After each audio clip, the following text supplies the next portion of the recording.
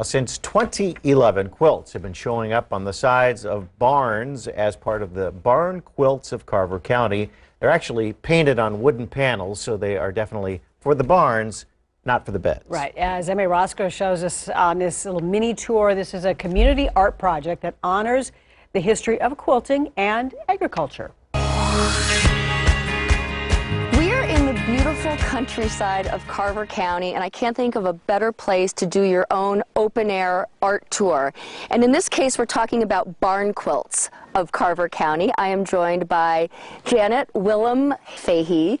This barn has been in your family history for some 150 years? That is correct. And tell us about your barn quilt. Yes, so I chose the triple tulip pattern, which is a nod to my Dutch heritage on my father's side. For those who don't know, these quilts do not go on a bed. Correct. What are they? Barn quilts are quilt patterns that are drawn to scale and then painted on pieces of plywood.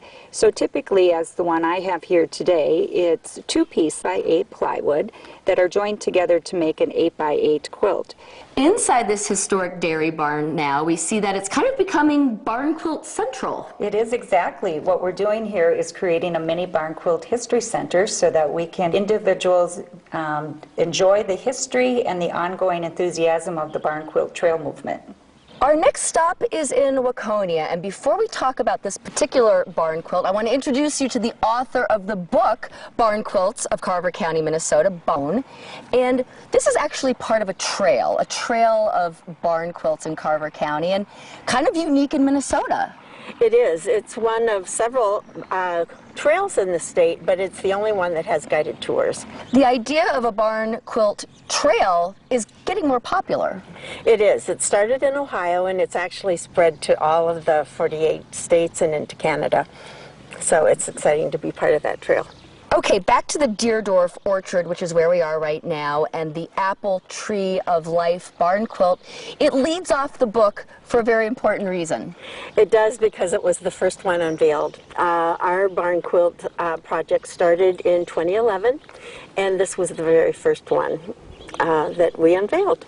The Tree of Life quilt block is one of the oldest, but this one is a variation. The owners added apples, so it makes it really special for this orchard. So it's an orchard, but it's also a winery, so keep that in mind when you're on your tour. Our mini tour in Mayer, Minnesota, with this Blazing Star quilt. And what's the name of the farm? It is the Mellicar Farm, and Carl that owns it is an artist himself, and not related to his heritage but to his craft. He wanted the colors of the Blazing Star to match the faded wood of his barn.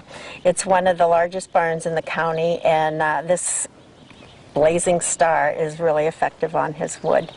So if you are itching for a beautiful drive in the countryside, pick up the book and do your own tour, or you can even book a bus tour through October. Back to you. All right, thanks, Emma.